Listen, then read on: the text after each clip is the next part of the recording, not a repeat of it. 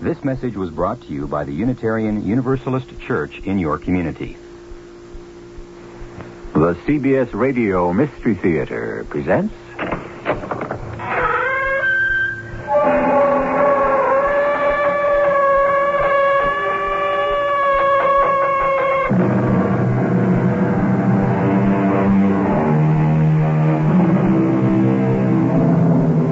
Come in. Welcome. I'm E.G. Marshall. We live in an age of scientific wonders. The far-out science fiction of yesterday has become today's reality. And yet, despite these giant strides unlocking the secrets of nature, mankind suffers from confusion and fear. Fear partially engendered by these very scientific advances that are first hailed as triumphs. Why? Perhaps because the science of technology lacks soul. You can't help Amelia. Don't you understand? She's beyond help. If she is, it's your doing, Professor. You and your computers, your laboratories have done this to her. You're too emotional, Gerald. Why can't you look upon this as a noble and successful experiment? Never. I look upon it as a monstrous denial of the human spirit and the destruction of love.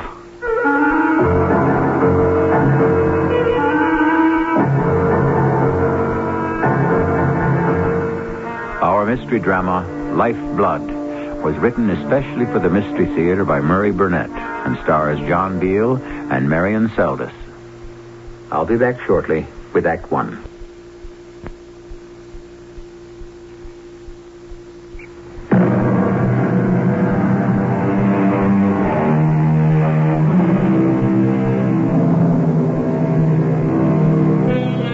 The Bible has it that the Lord created Eve from one of Adam's ribs. Pygmalion fell in love with the statue of Aphrodite and brought her to life as Galatea by his earnest prayers to the gods. I'm sure every man has dreamed of his idea of the perfect woman.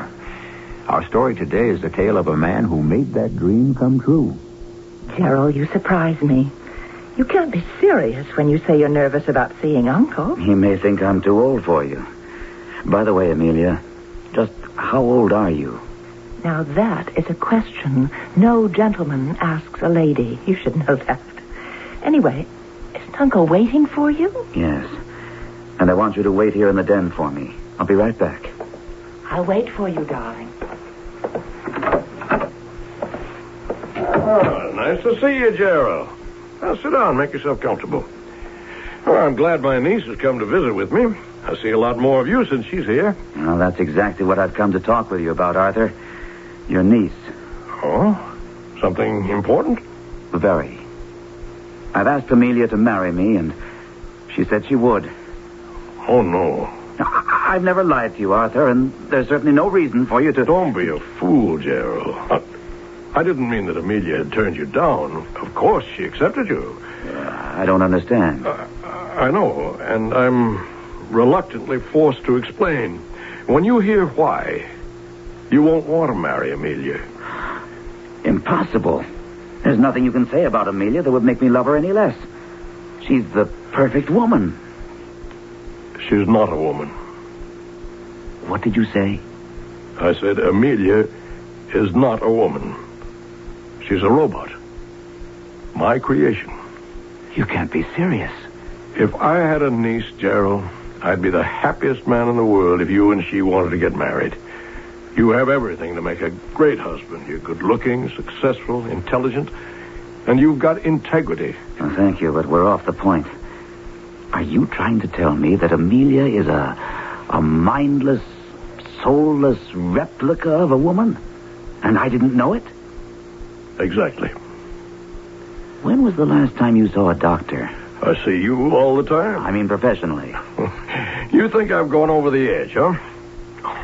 All right. It must be a big shock to you, and you deserve some proof.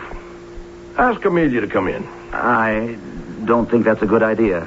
You've inferred that I've lost my mind. Now I want to prove to you that I'm perfectly sane. Ask her in. Now. All right. All right. Whatever you say, Arthur. Amelia, would you come in for a minute? Certainly, Gerald. Have you spoken to Uncle Arthur? He has. Come here, Amelia, and listen to me carefully. I always do, Uncle. You taught me that. Of course. Who are your parents? Parents? Yes, your mother and father. Oh, my father was your brother, and he and mother are dead. Good. Excellent. But who made you, shaped you, taught you, told you what to do and say and how to behave? You, Uncle. And are you grateful? I owe everything to you. My very existence. I understand Gerald has proposed marriage to you. Yes, Uncle. Whom would you rather kiss now? Me or Gerald? It really doesn't matter to me. Amelia. Kiss me, then. Of course. Well, Gerald, do you still think I'm out of my mind? I don't know what to think. If you've really accomplished this miracle, how did you do it? What is she made of? Sugar and spice and everything nice. If what you're telling me is true, this is a scientific miracle. If this is really an automaton, your creature made up of what in heaven's name? Of the results of years of experimentation with computers, sound waves, unheard of advances in physics and chemistry. In short, 10 years of my life. Of course you realize what this means. When you show Amelia to the world and explain your accomplishment, you'll be the most famous... I have other plans for Amelia. Haven't I, my dear? So you've told me, Uncle. I don't understand. I intend for her to meet Wilkerson. Wilkerson? What's he got to do with this? What do you think will happen when that Romeo, that woman chaser, sets eyes on this beauty? Tell me that, Gerald. Don't tell me you're still harboring a grudge against Wilkerson for something that happened 10 years ago. Something? Is that how you describe my public humiliation? My being forced to resign as head of the DNA experimentation project? Of being laughed at because of a stupid mistake that wasn't mine? Oh, it's been long forgotten, Arthur. Not by me. Tell me, Amelia, what do you think of Harry Wilkerson? I think he's a most attractive man. Very masculine and brilliant. Oh, I've been a fool. You couldn't help yourself. No man will be able to resist Amelia. No, I mean about swallowing this fairy tale about a robot. You've hypnotized her, that's all. You found a great subject for hypnosis, and... Amelia, my child, come here and bring me a pin. What are you going to do? Prove to you that Amelia's exactly what I said. An unfeeling robot. Oh, thank you, my dear. Now watch as I take this pin... Now, be careful. Plunge it deeply and directly into this lovely arm. So. No! Did that hurt, Amelia? Of course not. Well, Gerald? She still could be hypnotized. Then she'd feel no pain. Correct. But if she's human, where's the blood?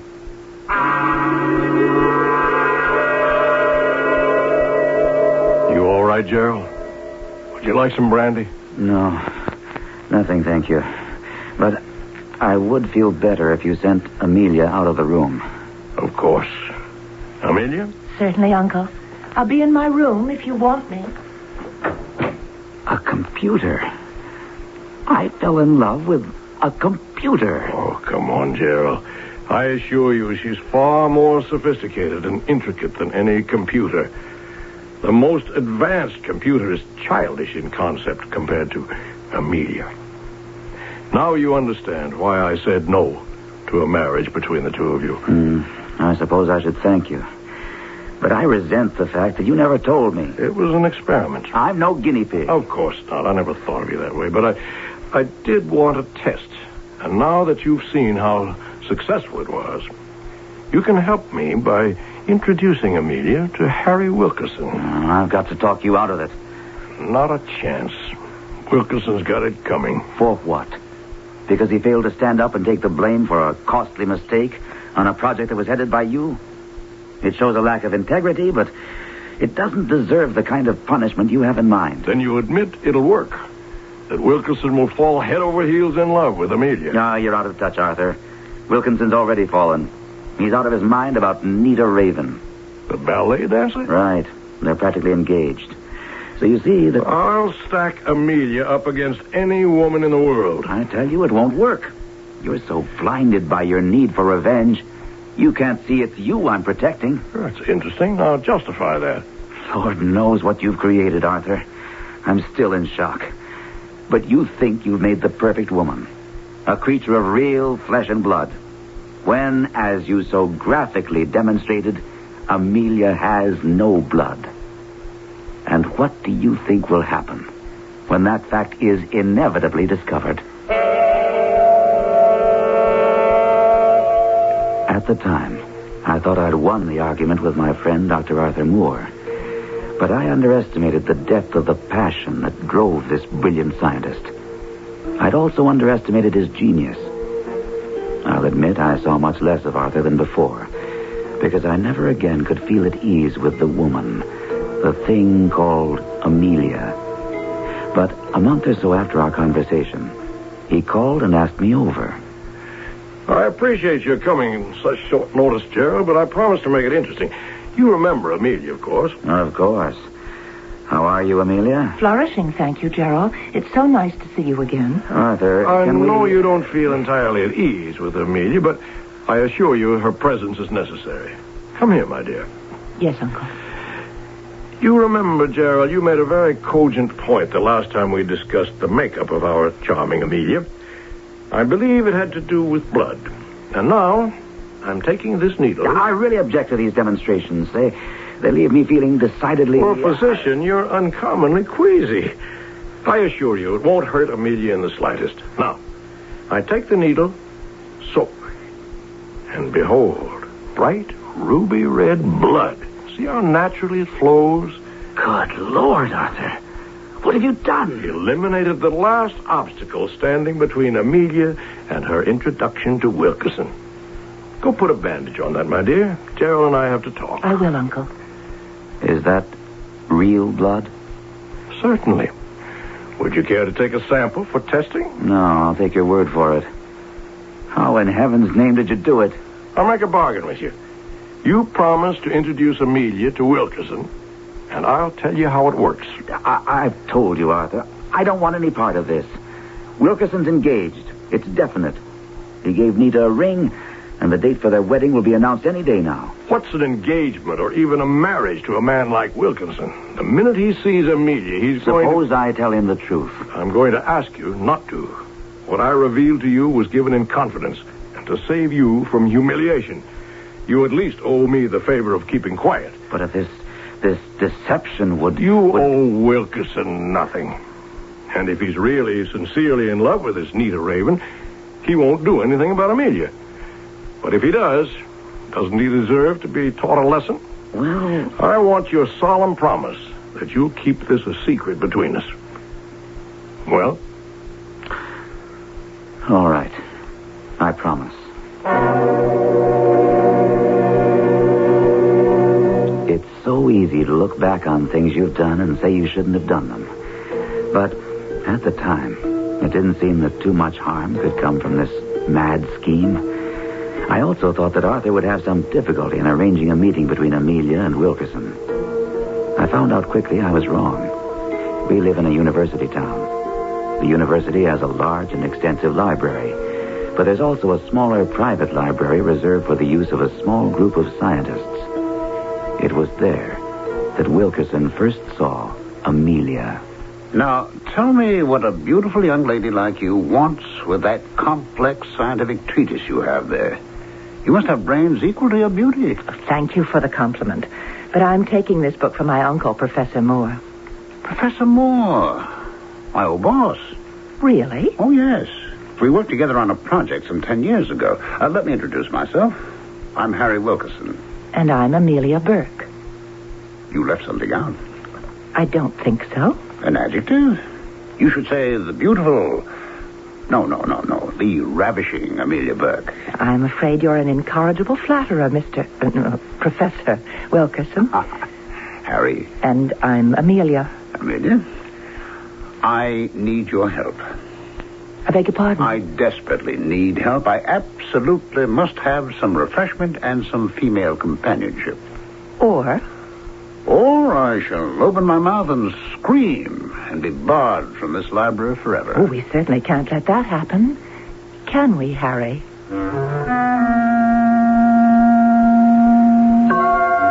Men have died, and worms have eaten them, but not for love, said William Shakespeare, and he was the greatest.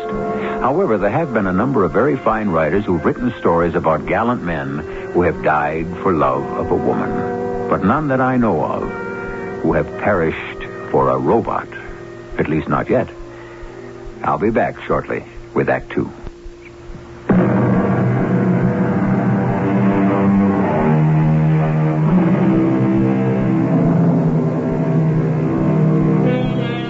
Femmes fatales abound in history and literature. They all have one thing in common.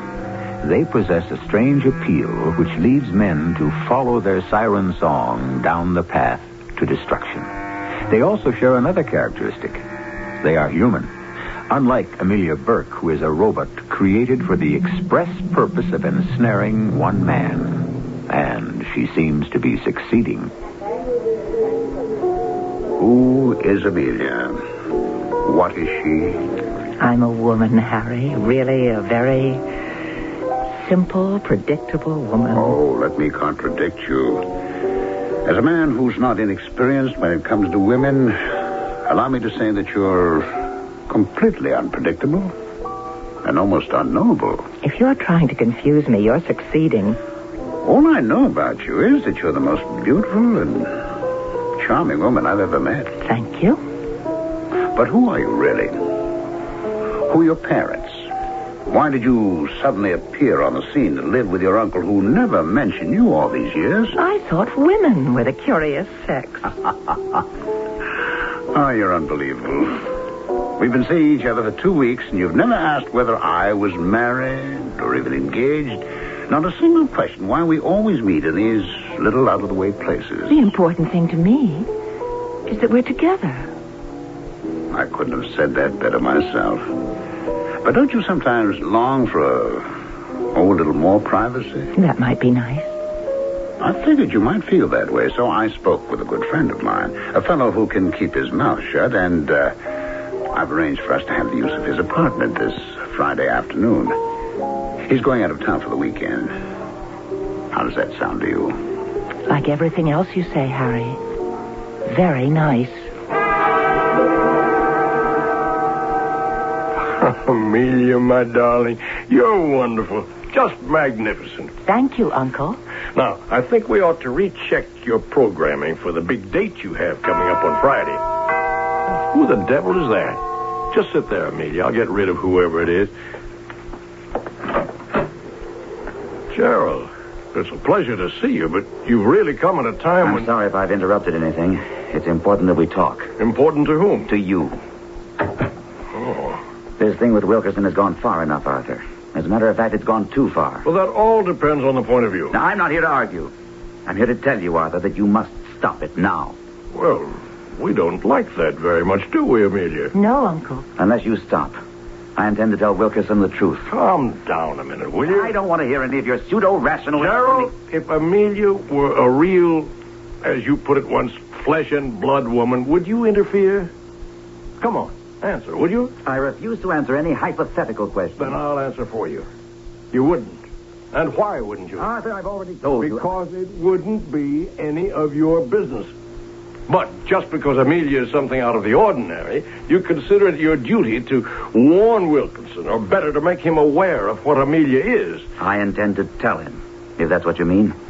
Believe me, Arthur, I'll do it. I believe you, even though you're breaking a solemn promise. But have you ever thought of what Wilkinson will think of you when you come to him with this preposterous, incredible story? I'll make him believe me. You know better. And what's more, I'll see to it that Wilkinson will think you're jealous, that you want Amelia for yourself.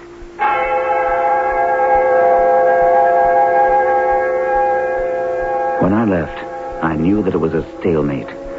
Arthur was right. Wilkinson would never believe me. But I was determined to do something. The problem was, what?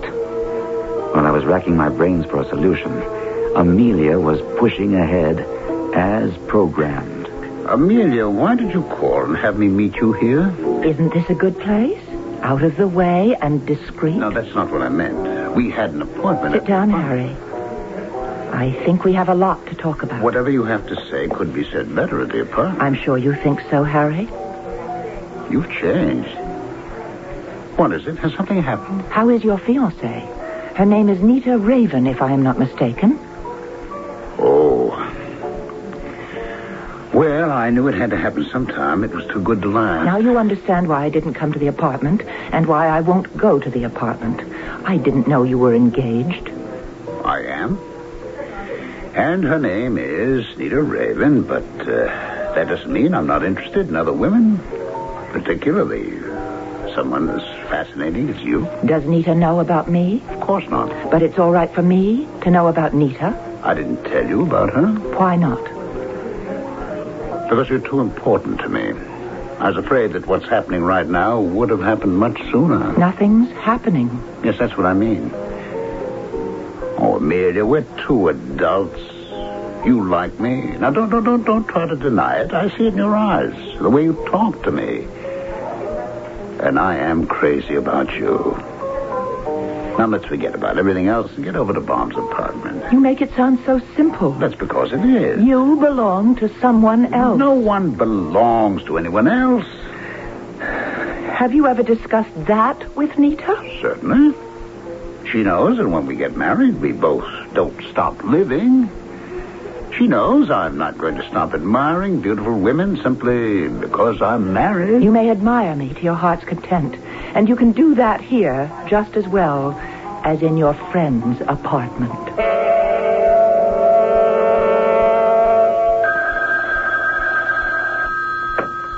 Hello? May I speak with Amelia, please? Who's calling? Harry Wilkerson. Oh, Harry. I'm sorry, but Amelia doesn't Professor want Moore, to... please forgive me. We've had our problems in the past, but I'm going to ask you for a favor. Please, get her to come to the phone.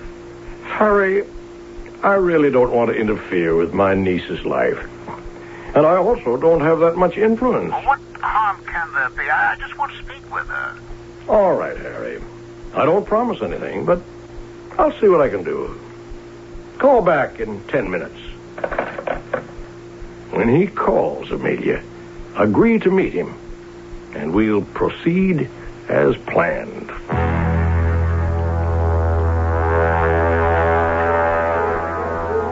Amelia, I hope you notice where we're meeting. Very nice. A pleasant change. You haven't thanked me for coming. Oh, you're something else. You really are. You refuse even to speak to me for 3 weeks, and then I finally get your uncle to bring you to the phone. Well, look, I've broken my engagement to Nita.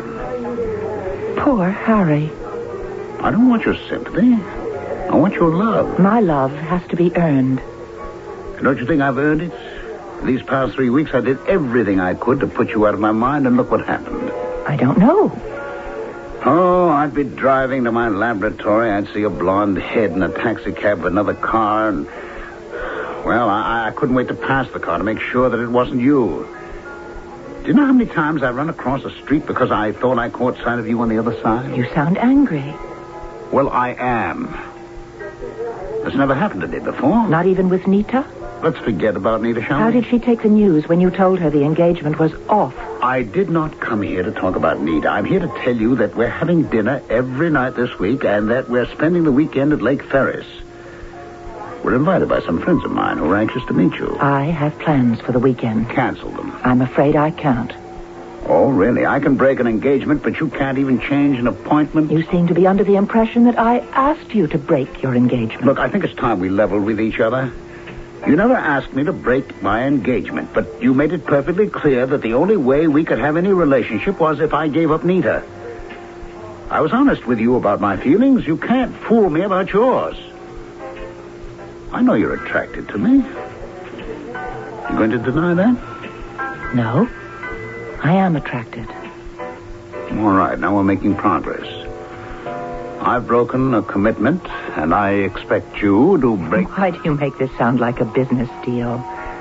I thought you were more romantic. Well, I'm upset. I've never felt this way about any woman in my life, and at the same time, there's something about you that bothers me. I think you made a mistake. What? You've changed. When we first met, you were relaxed and happy. You made it clear you liked me, and you hoped I would like you. I did. Well, now you're a different man. Uptight, grim, distracted. I think you feel guilty about breaking your engagement. And if you do, there's no future for us. Oh, now, wait. Thank you for the lunch. Think about what I said, Harry, and then call me. I promise I'll answer the phone.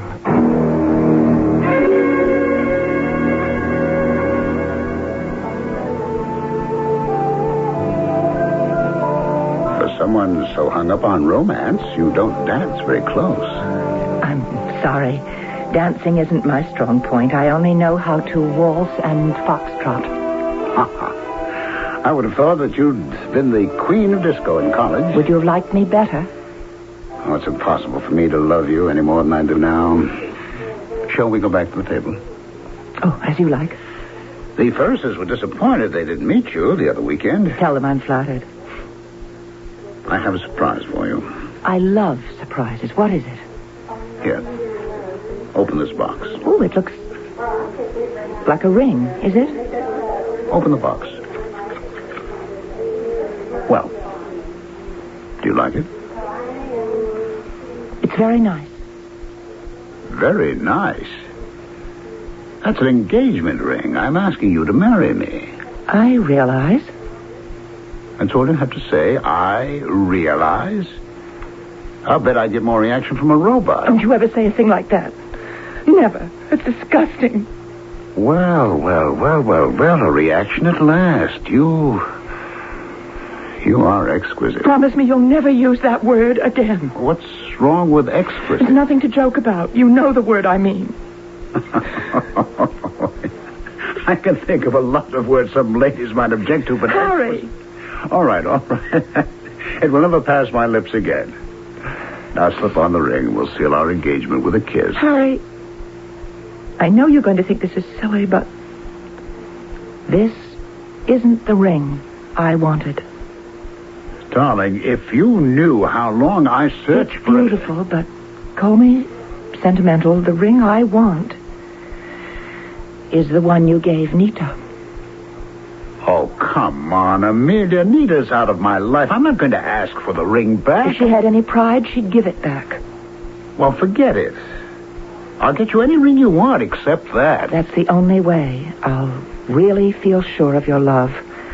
I want the ring that Nita has.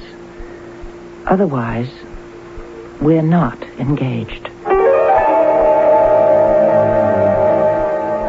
A famous poet commenting on the human race wrote, "The female of the species is deadlier than the male."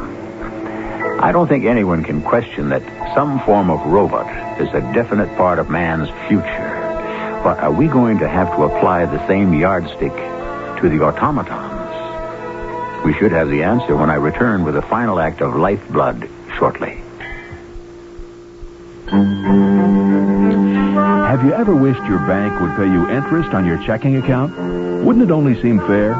We at Otero Savings think so. That's why we're offering the check-in account.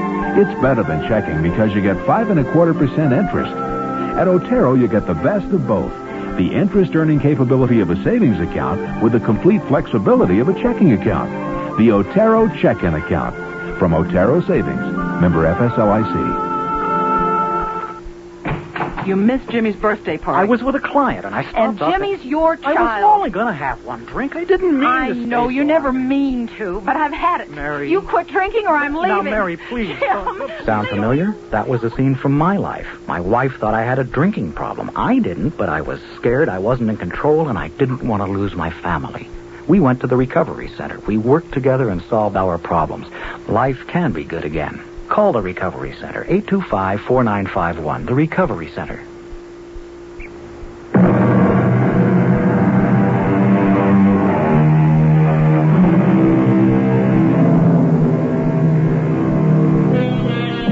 Perfection is the goal of many driven people.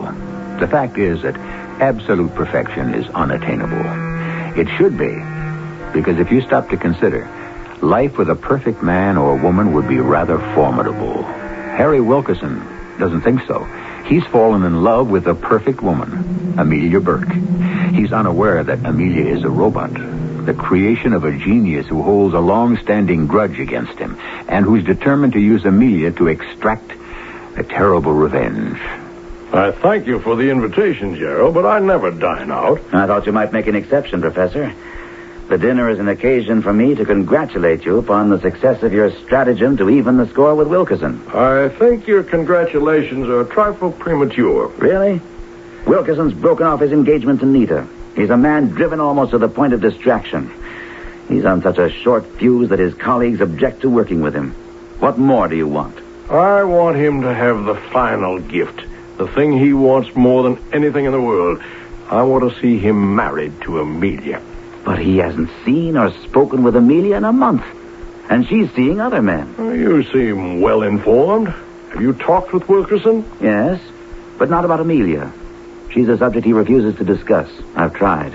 I don't understand this sudden revival of interest in Amelia on your part. Arthur, you produced a robot so perfect that she can pass as a woman. Now that's a scientific miracle. I'm your best friend. Yet I haven't the slightest idea of how you did it.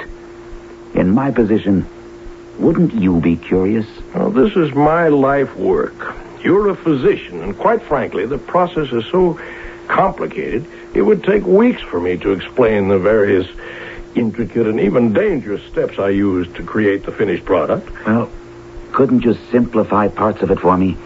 I'm not asking you to divulge the secret of how you simulated the marvelous skin, or how you solved the problem of the blood that seems to course through her veins. But her responses are what fascinate me. How do you program her so that her answers to questions follow a logical train of thought? I'll give you a hint, Gerald. Stimuli. Everything in nature responds to certain stimuli. And they, in turn, trigger other responses. That's logical, but vague. And that's the way I intend for it to remain. I'm opposed to the deception you're practicing. It isn't only Wilkerson who has fallen under the spell of this mindless robot, but now she's deceiving others. That is what They're fools, all of them. And that's exactly the point I'm going to prove. That's how I'll get my satisfaction.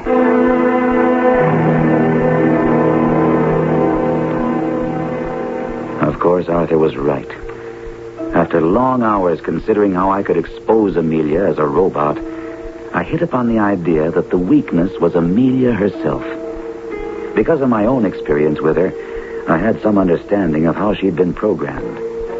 I felt that perhaps I could disturb her pattern enough to expose her. But I had to get her alone. Arthur rarely went out. He monitored her phone calls. But I knew he would attend an important lecture on DNA and cloning the following night. So I called and got her permission to visit. It's so nice to see you again, Gerald. Have you missed me? How could I not miss such an interesting person as you, Amelia? You're much more interesting than I.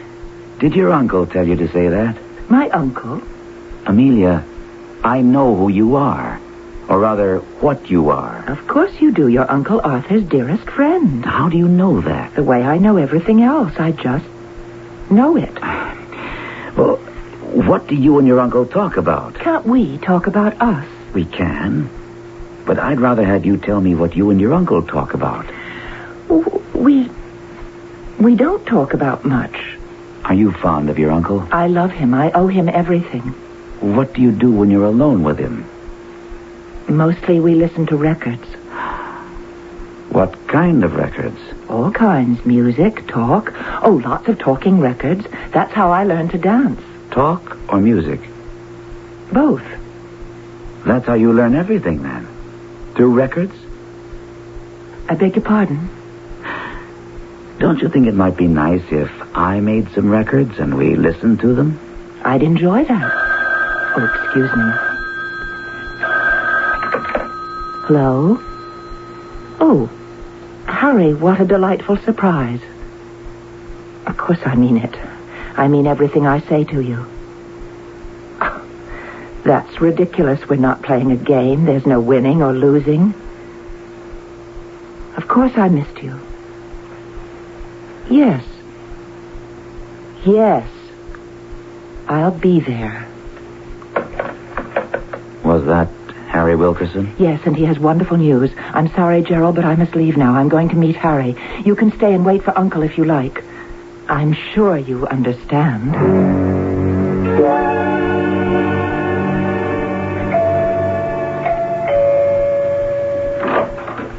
Amelia, let me pinch you. Why? To make sure the dreams come true. Come in. What a lovely apartment. I told you you'd like it. Oh, why the devil did it take you so long to get here? Think of what we've been missing. Think of the happiness we've lost that can't ever be. Don't you have something to show me? Huh. All right. Hold out your hand. There. That's what you wanted. Oh, yes. You know what's amazing? It even fits.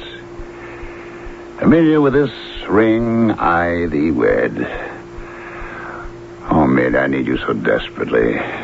When are we going to get married? Whenever you like, my darling. Well, isn't the lady supposed to set the date? Oh, I suppose so. I'll have to speak to my uncle. I wonder how he'll feel about your marrying me. He wants what I want and what's best for me. Oh, if you knew how I missed not seeing you this past month. I thought the loneliness would gradually disappear, but it only got worse. As the days went by, I missed you more and more. My poor darling, you could have saved yourself all that misery if you'd just gotten the ring for me right off. That was the most difficult and painful thing I've ever been faced with. Did Nita try to... Oh, Amelia, I love you. I've proven that. I'm warning you, the subject of the ring is taboo. We'll never mention it again. Okay? If you want. After all, a wife must please her husband. Arthur, I'm here to check on a rumor that I hope is false. Well, if it's about Amelia and Harry Wilkerson getting married, it's true. Have you any idea what a hell's brew you're compounding? Harry Wilkerson is no robot.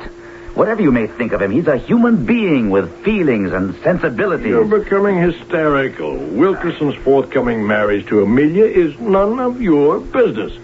That you persist in making it so leads me to conclude that you're not entirely over your early infatuation with Amelia. Oh, you really believe that, don't you? Of course. And as Amelia's creator, I can understand it. She was designed to be irresistible and also controllable only by me. She was created to please men, and she has. Arthur, I implore you, as a friend, as someone who has your best interest at heart, give up this insanity. I know you're sincere, Gerald, but nothing you say or do will make me change my plan. And what happens when inevitably, at some time in the future, Wilkerson discovers the truth about Amelia? Now, that's an interesting speculation. I'm looking forward to that day. What do you suppose he'll do?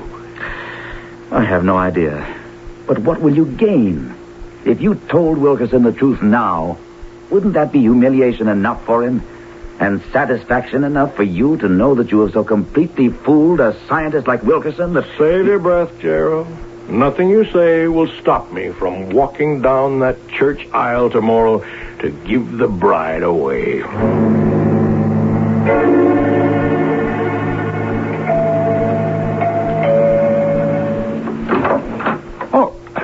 Gerald, oh, you've caught me at a terrible time. Didn't you know that I'm getting married in an hour? Not if I can help it. What the devil is it? Harry, your marriage to Amelia will be a disaster. It's simply a plot on the part of Arthur Moore to make a fool of you. Have you lost your mind? Amelia is a mannequin, an automaton, a robot, programmed by Moore. Gerald, I can see you believe that. I'm sorry for you. I don't know what's caused this aberration, but I'll prove it to you. Look, I'm meeting my best man in 45 minutes. I'm already late. If you're a scientist, you'll at least let me prove the truth of what I'm saying. Well, how do you propose to do that? And just meet me at the church in half an hour. But don't let Arthur Moore or Amelia know that you've arrived. I conceived a wild plan, but it was the only thing I could dream up. I raced to the church, praying that Moore's eagerness would have him bring Amelia early. When I saw I was right, I stopped in the minister's study briefly, and then entered the room where they were. Gerald, what a surprise. Come to say a last fond farewell to the beautiful bride? Something like that. And also to ask No more pleading with me to... Oh, excuse me, I see that I'm wanted in the minister's study. I'll be right back, my dear. And don't be too nice to our dear friend Gerald. Amelia, come with me Where? to meet someone you know and like. Quickly now. Harry, my darling. Don't you know it's bad luck for the groom to see the bride before the wedding? That's an outdated superstition, Amelia. All right, Gerald, get on with it. I'm warning you. I've come prepared. Get on with what? Amelia, do you like me Of course, Gerald. very much? You are one of the most fascinating men I've ever met. All right, what is this rigmarole? Quiet. Amelia, will you kiss me? Of course. Now, wait Shut a minute. up. I'm giving a scientist's proof. Kiss me, Amelia. Amelia, you're truly a lovely, bewitching creature. Will you marry me? Why, of course. Oh, no, wait. No, Uncle Arthur told me not to be too nice to you. Uncle Arthur told... Amelia, what about me? How can you think of anyone else when... I want you to marry me, Amelia, to be my wife. You want to, don't you? Of course, dear Gerald. I've always liked you. You know that. Shut up, you stupid mindless... There's no sense in shouting at her, Harry. She's only a robot. Only. I told you I came prepared. And now I'm going to prove it. What's going on here?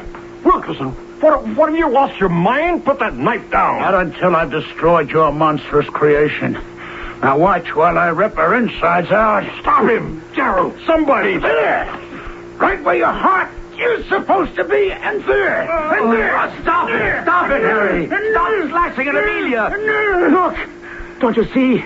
The professor is bleeding also. Gerald, maybe you were right. Harry, get an ambulance here immediately. Move, man! Too late, Gerald. The knife has gone too deep. Too much loss of blood. Don't talk, Arthur. It doesn't matter now. You see, I was telling the truth when I said I gave 10 years of my life to Amelia. I did give her life, Gerald. My own life's blood.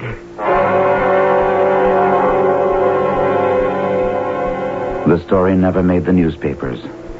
When the coroner told the district attorney that Amelia was indeed a robot, the state felt there was no way they could prosecute Wilkerson for murder or even manslaughter. Until now, I've kept quiet. But I never stopped wanting to tell the story to the world.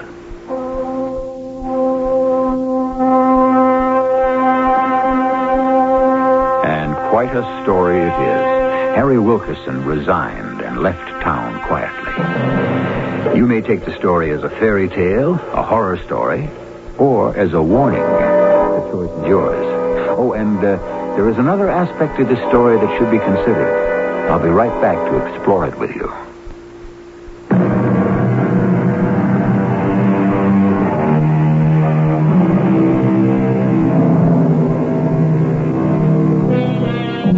We know that the district attorney felt the state couldn't prosecute Harry Wilkerson for the murder of a robot. But if it was indeed Wilkerson's knife that was responsible for the lifeblood seeping from Professor Arthur Moore, could that perhaps be construed as murder? Or at least manslaughter? For you lawyers in the audience, a pretty little legal problem. One for which I should be grateful for your guidance. Our cast included John Beale, Marion Seldes, Ralph Bell, and Gordon Gould. The entire production was under the direction of Hyman Brown. And now, a preview of our next tale. So this is your room, Rodney. It's very nice. Oh, but my, so hot and stuffy. Oh, dear me, let's open a window. It's midsummer and you have all the windows closed. There, that's better. Now, let's see your butterflies. Well, aren't you going to show me your collection? Rodney, why are you staring like that? Rodney, don't come any closer to me. I don't like it. Rodney, what's the matter with you?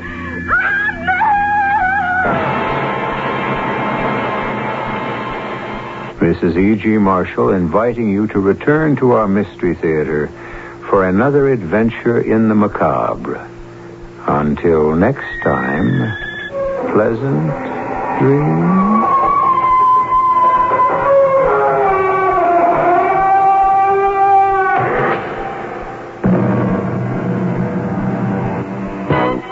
This is the voice of the...